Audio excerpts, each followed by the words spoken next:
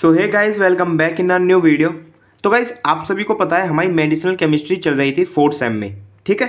तो इसको ही हम इसके लेक्चर्स को ही कंप्लीट कर रहे थे। तो अभी यूनिट नंबर 1 खत्म है, तो यूनिट नंबर 1 स्टार्ट थी अभी, ठीक है। तो आज मैं इस सिलेबस को कॉपी करा के ले आया हूँ। तो एक बार सिलेबस को नज़र मार लेते हैं पहले, फिर मैं आपको आज समझाने वाला हूँ इस वीडियो में कि पूरी मेडिसिनल केमिस्ट्री को कैसे अच्छे से पढ़ना है, ठीक है। आज की वीडियो में अच्छे से समझाने वाला हूँ और लेक्चर फिर कंटिन्यू करेंगे। हम पहले वही समझाऊंगा। यूनिट 1 पूरी थ्योरी थी, हमने कंप्लीट करा दी, कोई दिक्कत नहीं थी। यूनिट 2 अब देखो एक बार, यूनिट 2 फिर देखो यूनिट नंबर 2 यहाँ तक है पूरी।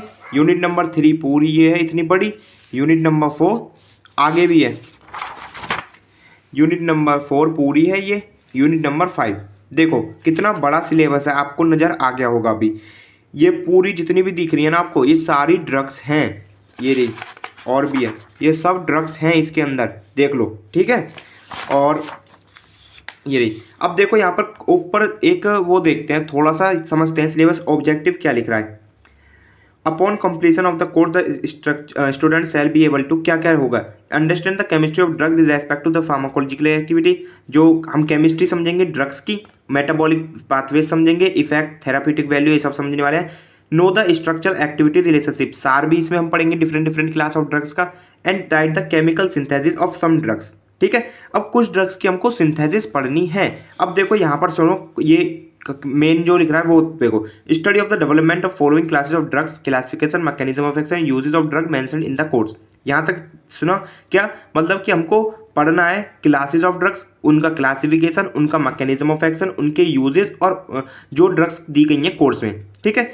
ये हो गया यहाँ तक का। अब मेन बात आती है सार और synthesis, structure activity relationship of selective class of drug and specified in the course and synthesis of drug subscripted star. तो मतलब क्या कह रहे हैं इसमें कि ये classification, mechanism of action, uses, ये तो सब ड्रग के पढ़ने हैं आपको, बट सार और सिंथेसिस ये आपको दी गई हैं कोर्स में, उनके ही पढ़ने हैं, ठीक है। तो मेन फोकस आपको क्या करना है, जिस ड्रग्स पर भी स्टार लगा हुआ है ना, उसकी ही आपको स्ट्रक्चर, उसकी ही आपको सिंथेसिस पढ़नी है। ज़्यादा ड्रग्स के चक्कर में मत पढ़ना। ये कम से कम इसमें 120 ड्रग है। 120 ड्रग में से मेनली जो आती है ना, 96% ड्रग्स आती है हमारी स्टार वाली ही। ओनली 1 या 2 ड्रग आएगी, वो भी 2 नंबर में, जो बिना स्टार वाली होगी, ठीक है। जैसे है स्टार वाली, जैसे कि ये रही देखो स्टार वाली फिनाइलेफ्रिन है, तो इनमें से ही आएगी। जो सिंथेसिस वाली ड्रग्स होती है ना, यही आती है मेनली हमारे जो लॉन्ग क्वेश्चंस होते हैं ना, उसमें मेन लॉन्ग ये वाली यही ड्रग्स आती है जिन पे स्टार लगा होता है, ठीक है। तो मैं क्या कह रहा हूँ कि जो स्टार वाली ड्रग है ना, तो उन पे ही ज़्यादा फोकस करना आप लोग, ना कि ये सारे सिलेबस पर। ड्रग्स तो बहुत सारी हैं, ऐसे कंप्लीट नहीं होगा, बिल्कुल नहीं होगा। जैसे देख लो यहाँ पर डाइसाइक्लोमिन हाइड्रोक्लोराइड पे स्टार लगा है, तो आपको यही पढ़नी है। इप्राट्रोपियम ब्रोमाइड है, यही पढ़नी है। तो ऐसे मैं बता रहा हूँ, जिस पर स्टार लगा है ना, मेन फोकस उसी ड्रग पर आप रखना अपना, ठीक है। तो देखो इतना बड़ा सिलेबस है, कोई दिक्कत नहीं है, मैं आपको अभी बता दूंगा कैसे कंप्लीट करना है सारा। बट अब देखो एक बात है, यहाँ पर जितनी ये क्लासिफिकेशन अभी आपके समझ नहीं आ रहा होगा, ये सिलेबस मेरे को पता है, बट जैसे हम क्लासिफिकेशन पढ़ेंगे ना इन ड्रग्स का, सब आपकी समझ में आ जाएगा ईजिली। और क्लासिफिकेशन तो याद करना ही है, इसमें तो कोई शक नहीं है, रटो याद करो कैसे भी करो, क्लासिफिकेशन तो लर्न करना है ही है। बट ये है कि मैकेनिज्म ऑफ एक्शन, यूजेस वगैरह सब ड्रग के करना काफ़ी थोड़ा हार्ड हो जाता है, तो उसी को सिंपल करते हैं। चलो आज तो मैं आपको समझाता हूँ, एक कैटेगरी लेकर समझाता हूँ। जैसे कि हमारी चल रही थी ये सिम्पैथोमाइमेटिक एजेंट्स वाली, ठीक है। अभी मैं एक पेज पर लिख लेता हूँ सिम्पैथोमाइमेटिक को।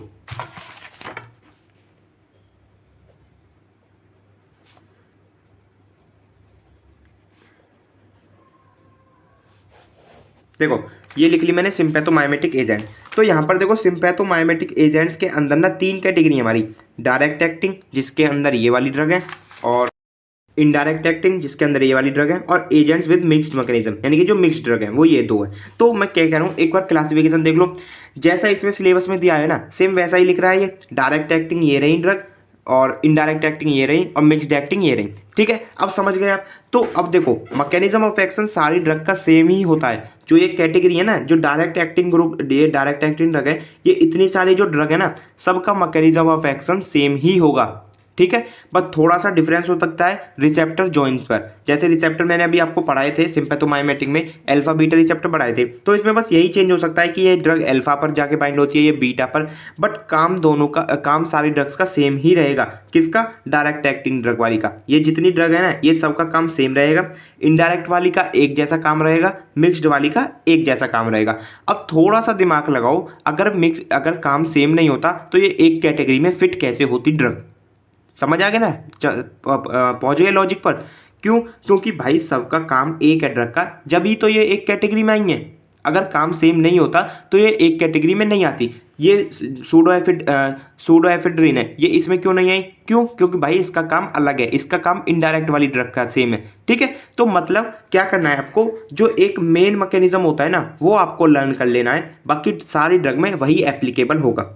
ठीक है, बट मैं यहाँ पर आपको पर ड्रग का हिसाब से समझा दूंगा, कोई दिक्कत नहीं है। पर आप जो बेसिक से एक लेके चलना ना, एक मैकेनिज्म अच्छा सा सिंपल सा शुरू का ही लेके चलना, सारी ड्रग में वही अप्लाई करना। ठीक है, तो जैसे जैसे हमारी बढ़ती रहेगी केमिस्ट्री, हम आगे पढ़ते रहेंगे इसको। ठीक है, अभी यूनिट 2 और यूनिट 3 तो सिंपल है, यूनिट 4 और यूनिट 5 में थोड़ी कॉम्प्लिकेटेड होगी, उसमें आपको मैं अच्छे से पढ़ा दूंगा। ठीक है, तो आपको मैं एक बार सिलेबस दोबारा दिखा देता हूँ। यूनिट 2 हम चल रहे थे, यूनिट 1 ऑलरेडी कंप्लीट है हमारी तरफ से। यूनिट 2 में हमने पढ़ा था ये ऑटोनोमिक नर्वस सिस्टम जाना था, थोड़ा सा एड्रेनर्जिक न्यूरोट्रांसमीटर्स पढ़े थे थोड़े से, बायोसिंथेसिस और कैटाबॉलिज्म ऑफ कैटाकोलामाइन ये पढ़ा था, ये अच्छे से पढ़ा था क्योंकि ये मेन है। और फिर पढ़े थे हमने एड्रेनर्जिक रिसेप्टर, जो कि अल्फा बीटा रिसेप्टर थे, एंड उनका डिस्ट्रीब्यूशन भी देख लिया था हमने। फिर सिम्पैथोमाइमेटिक एजेंट्स क्या होते हैं ये पढ़ लिया था, इसका सार पढ़ लिया था, और क्लासिफिकेशन देख लिया था।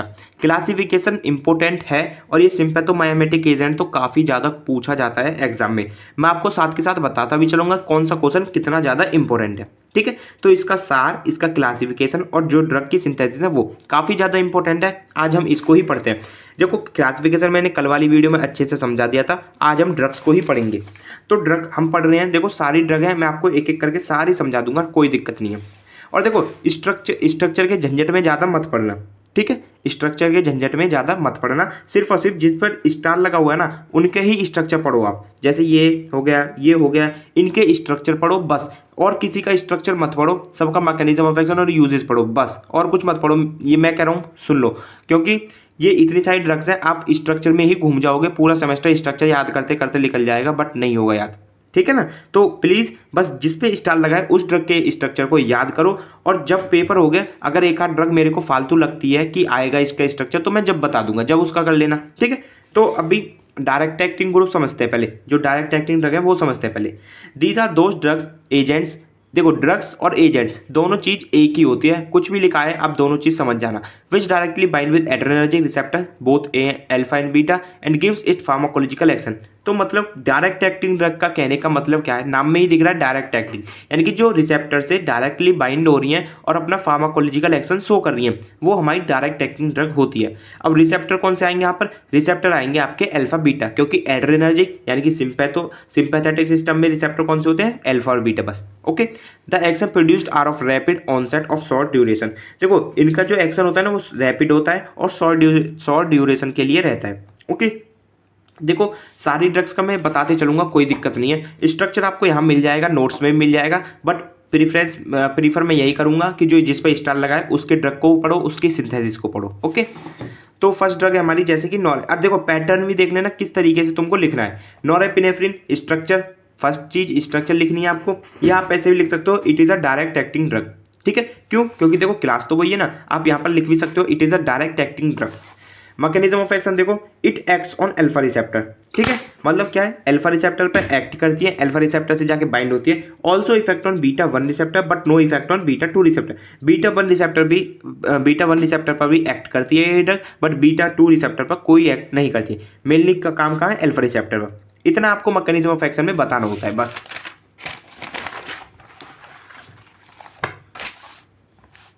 देखो यहाँ पर मैंने मेटाबॉलिज्म भी लिखा हुआ है, बट अगर आपको याद नहीं हो रहा तो कोई बात नहीं है, मत लिखो, मेटाबॉलिज्म इतना इंपॉर्टेंट नहीं है। ठीक है, बट मेटाबॉलिज्म अभी देखो, जैसे हमने यहाँ पर कैटाबॉलिज्म पढ़ा था इसका, एक मिनट में आपको दिखाता हूँ। ये हमने कैटाबॉलिज्म पढ़ा था कैटाकोलामाइंस का, तो ये सारी ड्रग कैटाकोलामाइंस ही तो हैं, कैटाकोलामाइन डेरिवेटिव ही तो मेटाबॉलिज्म इसका किससे होगा, इसका दो ही से ही होगा, माओ से और कॉम्ट से। यहाँ पर वही लिख रहा है, norepinephrine rapidly metabolized by both COMT and MAO, तो इन्हीं से ही इसका मेटाबोलाइज होगा। और सारी ड्रग जितनी भी है ना, सबका मेटाबॉलिज्म कॉम्ट्स और माओ से ही होगा, ठीक है। अगर आपको याद नहीं हो रहा है तो मत करो, मेटाबॉलिज्म कोई इतना इंपॉर्टेंट नहीं है। इंपॉर्टेंट होता है इसमें मैकेनिज्म ऑफ एक्शन और यूजेस, ये तो एक्स्ट्रा लिख रखा है मैंने, ठीक है, इसे छोड़ दो अगर नहीं याद हो रहा था। बाकी अगर लिख रहा है तो सिंपली मैंने बता दिया कि माओ और कॉम्ट की मदद से ही इसका मेटाबॉलिज्म होगा, जो कि मैंने catabolism of biosynthesis of catecholamine में बताया था आपको। यूजेस देख लो, स्ट्रॉन्ग वैसो कॉन्स्ट्रिक्शन प्रॉपर्टीज, जो वेसल्स को कॉन्स्ट्रिक्ट, यानी कि जो वेसल्स हैं उनको कॉन्स्ट्रिक्ट करने वाला ड्रग है ये।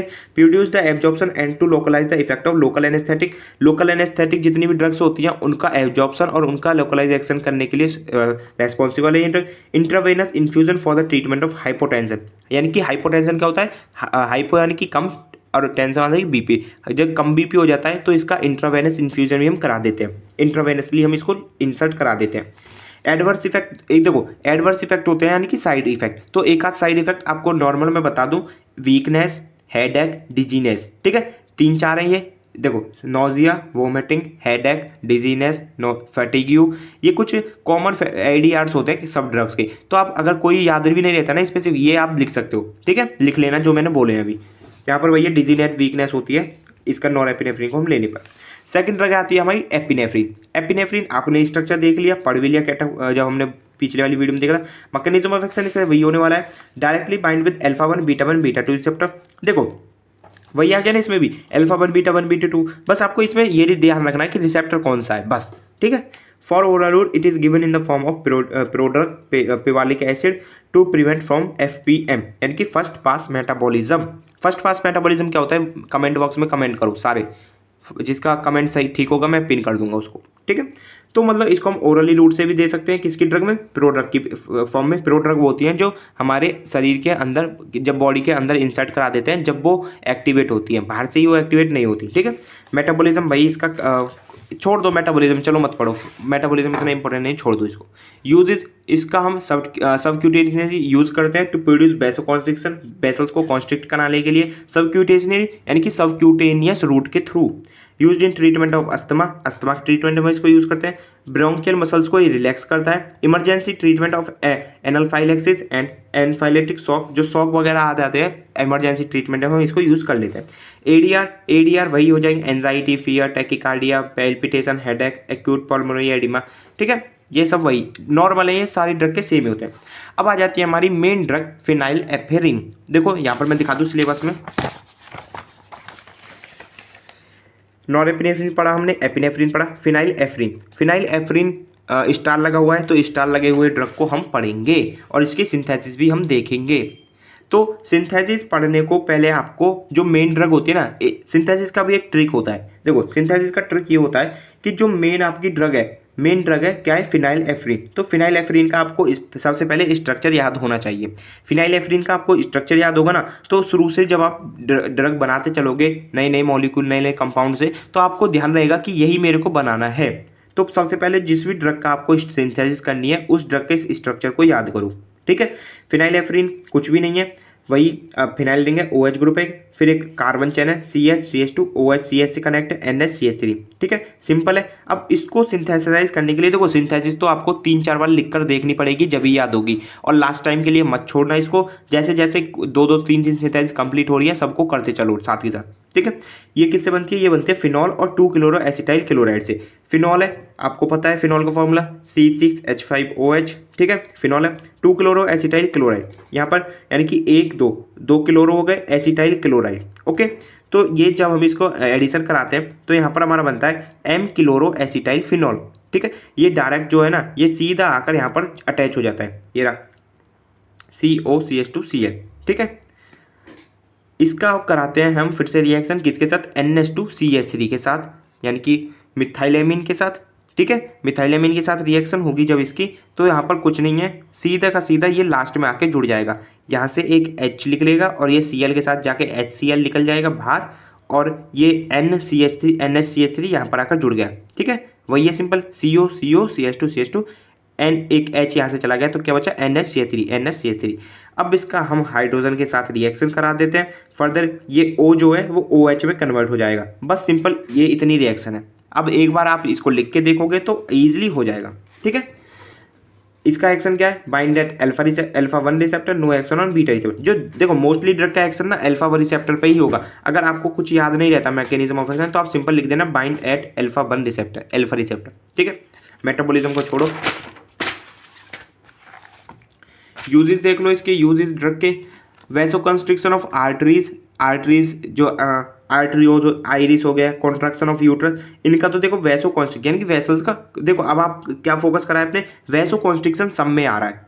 तो वैसो कॉन्स्ट्रिक्शन सब में आ रहा है तो मतलब क्या है, ये जितनी भी डायरेक्ट एक्टिंग वाली ड्रग है ना सारी वेसल्स को कॉन्स्ट्रिक्ट करने वाली हैं, ठीक है। ब्लड प्रेशर को इंक्रीज करेंगी जब आपका ब्लड प्रेशर कम है। हाइपोटेंशन में भी देखो मोस्ट ऑफ ड्रग यूज होंगी। आई सर्जरी के दौरान हम इसको यूज करेंगे। ओपन एंगल ग्लोकोमा में यूज करते हैं इसको हम। और नॉन प्रिस्क्रिप्शन नेजल डिकॉन्गनेस्ट होता है, जो नाक वगैरह को खोलने के लिए स्प्रे वगैरह होता है ना, वो भी इसमें यूज होता है। एडवर्स इफेक्ट इसके होते हैं, हाइपरटेंशन वगैरह होता है, हाइपरप्लेसिया हो गया, ये इसके एडवर्स इफेक्ट है। देखो अब जितनी भी ड्रग है ना सारी पर हम टाइम वेस्ट नहीं करेंगे। ये जितनी ड्रग है इतनी सारी पर हम टाइम वेस्ट नहीं करेंगे। ये मैंने आपको नोट्स दे रखे हैं व्हाट्सअप चैनल पर, व्हाट्सअप पर। अगर जिसको नहीं मिले हैं आप मेरे से कांटेक्ट कर लेना। ये डिस्क्रिप्शन में मेरा नंबर है, मैं दे दूंगा, तो आप सारी ड्रग का वहाँ पर देख लेना। हम अब डायरेक्ट बात करेंगे साल्ब्यूटामॉल की, ठीक है। ये मैंने आपको समझा दिया कि कैसे लर्न करनी है कौन सी ड्रग। बस आपको मेरे नोट्स उठाने हैं और देखना है सारी ड्रग्स का। ये लिख रहा, ये रहा डोपामीन का, ये रहा, ठीक है। फिर आपका मिथाइल डोपा सबका लिख रहा है। क्लोनिडीन का ये हो गया, सबका लिख रहा है। अब हम डायरेक्ट बात करते हैं जो अगली हमारी मोस्ट इंपॉर्टेंट ड्रग है, सॉल्ब्यूटामॉल। तो सॉल्ब्यूटामॉल देख लो। सॉल्ब्यूटामॉल क्या है, वाइट क्रिस्टलाइन पाउडर है, keep in well close container, protective from light. एक वाइट क्रिस्टलाइन पाउडर होता है, ये वेल क्लोज कंटेनर में हम इसको रखते हैं, स्टोर करते हैं और लाइट से प्रोटेक्ट करते हैं। अब इसका देख लो स्ट्रक्चर आपको याद करना है। स्ट्रक्चर ये अभी ये मत समझो कितना बड़ा स्ट्रक्चर है, अभी तो और बड़े बड़े स्ट्रक्चर आएंगे। इसको याद करो अच्छे से स्ट्रक्चर को, ठीक है। Phenylic OH CH2OH CHOH CH2 NH CH3 CH3 CH3, ठीक है। मैकेनिज्म ऑफ एक्शन देखो कितने सिंपल होते हैं। डायरेक्टली बाइंड है बीटा 2 रिसेप्टर से, इतना सा हो गया इसका मैकेनिज्म ऑफ एक्शन। सारी ड्रग का ऐसे ही होने वाला है, ठीक है। और मोस्टली देखो आप ऐसे कर सकते हो, मान लो जैसे कि दो ही तो कैटेगरी है हमारी, अल्फा रिसेप्टर और बीटा रिसेप्टर। चलो कैटेगरी डिवाइड ही मत करो, बस ये दो याद कर लो कि अल्फा रिसेप्टर बीटा रिसेप्टर। मान लो एक चार्ट बना लो कि अल्फा रिसेप्टर पे जो जो ड्रग बाइंड करनी है, मान लो डोपामीन हो गया, नॉरएपिनेफ्रिन हो गया, एपिनेफ्रिन हो गया, और बीटा रिसेप्टर पे हो गया आपका साल्ब्यूटामॉल हो गया, क्लोनिडीन हो गया। तो बस आप डिवाइड कर लो कि ये वाली ड्रग इस रिसेप्टर बाइंड कर रही है, ये वाली ड्रग इस रिसेप्टर। तो ऐसे डायरेक्ट याद कर लो। अब जौन सा मान लो कि एपिनेफ्रिन आ गया पेपर में, तो आप डायरेक्ट लिख देना अल्फा रिसेप्टर पे बाइंड होती है, बस सिंपल, ठीक है। अब इसकी सिंथेसिस देख लो। देखो सिंथेसिस थोड़ी कॉम्प्लिकेटेड हो जाती हैं, आई नो हार्ड है सिंथेसिस, बट अगर आप ट्राई करोगे, एक दो बार लिख कर भी देखोगे ना तो याद हो जाएंगी। और लास्ट टाइम पर मैं आपको इंपॉर्टेंट दे दूंगा, इंपॉर्टेंट बता दूंगा, तो उनको और ज़्यादा अच्छे से कर लेना। बट अभी सब सिंथेसिस को पढ़ के चलो। सिंथेसिस वाली ड्रग ओनली हमारी 12-13 ड्रग होती है, उनको अच्छे से पढ़ लो सारी ड्रग को, ठीक है। तो आपको याद हो गया ये पूरा साल्ब्यूटामॉल का स्ट्रक्चर। हम स्टार्टिंग कंपाउंड क्या है इसमें, 2 हाइड्रोक्सी बेंजाइल अल्कोहल। तो ये पूरा बेंजीनिंग OH CH2OH, ये CH2OH बेंजाइल ग्रुप आ गया पूरा। सेकंड पोजीशन में हमारा हाइड्रोक्सी यानी कि OH ग्रुप है, और पूरा क्या है ये बेंजाइल अल्कोहल। इसका हम इसकी रिएक्शन कराते हैं क्लोरो एसिटिल अल्कोहल से, ClCO CH2Cl। इसमें से HCl बाहर निकल जाता है, मतलब यहाँ से एक H, यहाँ पे H लगाए हो ना तो यहाँ से एक H निकलेगा और ये Cl HCl के रूप में बाहर निकल जाएंगे, और ये ऐसे का ऐसा यहीं पे जुड़ जाएगा, CO CH2Cl CO CH2Cl। अगर देखो बीच में इतना बड़ा कंपाउंड आ गया, अगर आपको नाम याद नहीं होता है ना तो आप क्या कर सकते हो, वहाँ पर इंटरमीडिएट लिख दो। नाम याद नहीं है ना इसका, तो यहाँ पर काम करो कि इंटरमीडिएट लिख दो, बस सिंपल, ठीक है। अब देखो इतना कंपाउंड बन गया। अब हम इसकी रिएक्शन कराएंगे दोबारा 2 मिथाइल प्रोपेन 2 एमाइन से, ठीक है। 2 मिथाइल प्रोपेन 2 एमाइन, मतलब 2 एमाइन ग्रुप है, 2 मिथाइल ग्रुप है और प्रोपेन है ये पूरा। अब यहाँ पर क्या होगा, दोबारा से HCl लिख लेगा। देखो जहाँ जहाँ भी Cl आएगा ना तो Cl को कोशिश करोगे सब निकालने की। अगर सिंथेसिस को 2-3 बार सही से पढ़ोगे, लिख के देखोगे ना तो आपको याद हो जाएगी, ठीक है। HCl लिख लेगा, ये पूरा का पूरा यहाँ पर आकर H से अटैच हो जाएगा, Cl और एक H यहाँ से जाएगा, HCl बाहर, और ये C पूरा इससे अटैच हो जाएगा। ठीक है, पूरा हो गया। अब यहाँ पर ये इंटरमीडिएट दोबारा बन चुका है, इसका हम करा देंगे रिडक्शन। रिडक्शन से क्या होगा, सिंपल बस ये OH O जो है यहाँ OH में बदल जाएगा, पूरा कंपाउंड सेम रहने वाला है। सिंपल है ना रिएक्शन, इतनी कॉम्प्लिकेटेड नहीं है बिल्कुल भी। यहाँ से Cl जाएगा, ये इससे अटैच हो जाएगा, यहाँ से Cl जाएगा, ये इससे अटैच हो जाएगा। अब फाइनली इसका O का रिडक्शन करा देना है, रिडक्शन यानी कि एडिशन ऑफ हाइड्रोजन, यहाँ पर OH बन जाएगा, सार्बिटामोल आपका बन गया, बस। ठीक है, सिंपल सी है। मेटाबॉलिज्म छोड़ ही दो आप, यूजेज आपने देख लो। यूटेराइन स्मूथ मसल, जो यूटरस की मसल्स होते हैं उसको रिलैक्स करने में, और प्रीमैच्योर लेबर जो होती है उसको डिले करने में। Orally from relief of bronchospasm, जो आपके ब्रोंक्यूल्स वगैरह होता है उसमें स्पाज्म आ जाता है, उसको ट्रीट करते हैं। ठीक है। एडवर्स इफेक्ट इसके ट्रेम्बलिंग, नर्वस टेंशन, हेडेक्स हो गया, मसल क्रैम्प्स हो गए, पाल्पिटेशन, टैकीकार्डिया। टैकीकार्डिया मीन्स क्या होता है, नहीं पता, चलो बता देते हैं। टैकीकार्डिया मीन्स होता है जो आपकी हार्ट बीट ज़्यादा बढ़ जाती है। पाल्पिटेशन यानी कि तेज तेज दिल धड़कना। ओके, देखो नेक्स्ट ड्रग आपकी ये बेल्टेटॉल, तो बस मैकेनिज्म ऑफ एक्शन देखो इसका भी आ गया ना, bind with beta 2 receptor. Okay, अब यहाँ पर एक ड्रग और देखो, जैसे कि टर्ब्यूटालाइन, इसका भी एक्शन क्या है, बीटा 2 रिसेप्टर। और जो हमने ये पढ़ी थी इसका भी एक्शन क्या था, बीटा 2 रिसेप्टर। मतलब एक्शन तो सबका सेम ही है। ठीक है, एक्शन में कंफ्यूज मत होना। ये सारे ड्रग आप पढ़ लेना, मैं नोट दे दूंगा आपको, नेफाजोलिन, ऑक्सीमेटाजोलिन, जाइलोमेथाजोलिन। तो ये हो गई आपकी, आप गाइस आपकी डायरेक्ट एक्टिंग ड्रग खत्म हो गई। अब बात करेंगे इनडायरेक्ट एक्टिंग ड्रग वाली। तो इनडायरेक्ट एक्टिंग यानी कि जो इनडायरेक्टली एक्ट कर रही हैं हमारी बॉडी में हमारे receptor. These are those drug which act as indirectly to increase the concentration of neurotransmitter by causing its release. मतलब क्या कर रही है, ये डायरेक्टली रिसेप्टर पे जाके बाइंड नहीं हो रही है, ये हमारा कुछ ऐसा काम कर रही है जिससे कि न्यूरोट्रांसमीटर ज़्यादा रिलीज हो रहा है। ठीक है, न्यूरोट्रांसमीटर क्या होते हैं, जो रिसेप्टर पे जाके बाइंड करेंगे, न्यूरोट्रांसमीटर से ही तो रिसेप्टर एक्टिवेट होते हैं।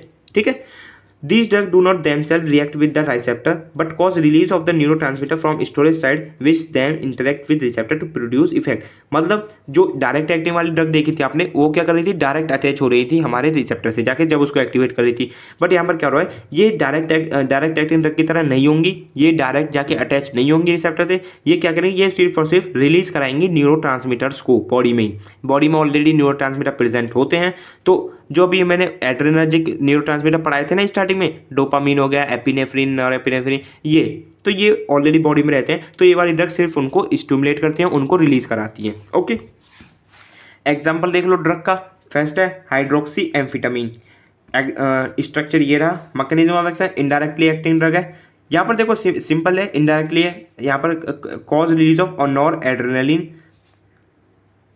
From nerve stimulation and cause dilation of pupil. तो ये नॉर एड्रेनलिन का रिलीज कराती हैं ड्रग, बस। ठीक है, मेटाबॉलिज्म थोड़ा यूज देख लो। प्यूपल को प्यूपिल जो आईज में प्यूपिल होता है उसको डायलेट कराएंगी। Diagnostic agent for testing Horner's. Testing Horner's एक सिंड्रोम है जहाँ की जिसमें क्या होता है, damage of nerve of eye की नर्व जो डैमेज हो जाती है, सिंड्रोम इसको हम कहते हैं। तो उसका डायग्नोस्टिक एजेंट है ये, मतलब उसको ट्रीट करने में यूज है। सेकेंड ड्रग इसमें आपकी है सूडोएफेड्रिन। सूडोएफेड्रिन की आपकी दो फॉर्म होती हैं, प्लस माइनस, यानी कि वही डेक्स्ट्रोरोटेटरी, लीवोरोटेटरी, दो होते हैं। मैकेनिज्म ऑफ एक्शन, इसको स्टिमुलेट करते हैं अल्फा बीटा रिसेप्टर को और सेंट्रल नर्वस सिस्टम को भी। मेटाबॉलिज्म कोई दिक्कत नहीं, छोड़ दो। Therapeutic it increase BP by increasing cardiac output and by causing vasoconstriction. BP को ये इंक्रीज करती है। थर्ड ड्रग और लास्ट ड्रग है इसमें propylhexedrine. Indirect active drug है। ठीक है, indirect active drug activate alpha receptor in the mucosa of respiratory tract. Same action as on norepinephrine, epinephrine और नॉरएपिनेफ्रिन की तरह इसका एक्शन होने वाला है। यूजेस इसके भाई, कंजेक्शन ड्यू टू, जो नाक बंद हो जाती है आपकी सर्दी में, वो एलर्जी वगैरह को ट्रीट करेंगी, इन्फ्लामेशन को ट्रीट करेंगी, ये यूज। अब थर्ड कैटेगरी हमारी एजेंट्स विद मिक्स्ड मैकेनिज्म, यानी कि जो मिक्स्ड मैकेनिज्म होगा, यानी कि कुछ आपके रिसेप्टर को भी स्टिमुलेट करेंगी, कुछ आपके रिलीज भी कराएंगी हमारे न्यूरोट्रांसमीटर को। और न्यूरोट्रांसमीटर कौन कौन से हैं सिंपैथेटिक नर्वस सिस्टम में, आपको पता होगा जरूर से। डोपामीन हो गया, एड्रेनलिन हो गया, नॉर एड्रेनलिन हो गया। मेनली इसमें आता है नॉर एड्रेनलिन और एड्रेनलिन, ये तो बस। ठीक है, तो एफेड्रिन ड्रग है इसमें। एफेड्रिन देख लो, it occurs naturally in ephedra. Ephedra एक हमारा मेडिसिनल प्लांट है जो आप फार्माकोग्नोसिस पढ़ोगे, उससे रिलीज होते हैं, उससे अकर्स होते हैं, उससे नेचुरली हमको पाए जाते हैं। ये इसकी भी दो फॉर्म पाई जाते हैं, plus minus. Minus ephedrine plus ephedrine, यानी कि ये वही है जो मैंने आपको पीओसी में बताया था, डेक्स्ट्रो रोटेटरी और लीवो रोटेटरी। ठीक है, मैकेनिज्म ऑफ एक्शन दोनों तरह से काम करते हैं, डायरेक्टली भी और इनडायरेक्टली भी स्टिमुलेट करती हैं दोनों अल्फा बीटा रिसेप्टर को, और ज़्यादा इफेक्ट होता है इसका सीएनएस का। यूजेज वही हो जाएंगे सेम इसका, decongestant in the form of nasal drop, nasal spray, नाकबंद जब होता है उसको स्प्रे या नेजल ड्रॉप्स के वगैरह में यूज़ होती है, और एलर्जिक डिजीज फीवर वगैरह में भी ट्रीट करती है। दूसरी हमारी ड्रग आती है इसमें मेट्रानिमोल। ठीक है, मेट्रानिमोल स्ट्रक्चर ये रहा हमारा, एक्ट करती है दोनों अल्फा बीटा रिसेप्टर पे और स्टिमुलेट करती है नॉर एड्रेनलिन पे। ठीक है, use is by treatment of hypotension. Guys अब आपका बचता है, देखो यहाँ तक हमने कंप्लीट कर लिया मेटारेमिनोल का, यहाँ तक हमने कंप्लीट कर, अब आपके बचते हैं एड्रेनर्जिक एंटागोनिस्ट, मतलब एड्रेनर्जिक रिसेप्टर को जो ब्लॉक करते हैं। एंटागोनिस्ट मैंने कल बताई थी ना आपको, जो ब्लॉक करते हैं वो। तो ये दो कैटेगरी हैं इसमें, इसके भी दो कैटेगरी हैं, इसका भी क्लासिफिकेशन देखेंगे, इसका भी फिर हम सार देखेंगे बीटा ब्लॉकर्स का। ठीक है, तो कल वाली वीडियो में एक यूनिट आपकी कंप्लीट हो जाएगी। ये वीडियो में आपकी फिर थोड़ा कॉम्प्लिकेटेड हो जाएगा, इसलिए कल वाली वीडियो में इसको कंटिन्यू करते हैं। ठीक है, तो इस वीडियो को देखो, अगर कुछ समझ में नहीं आता है तो दोबारा से वीडियो को देख लो। अगर नोट्स वगैरह चाहिए, अगर आपने अभी तक नहीं लिए हैं तो मेरे को व्हाट्सएप पर मैसेज डाल दो, आई फॉरवर्ड यू। ठीक है, तो मिलते हैं नई वीडियो में नए दिन, तब तक के लिए बाय बाय।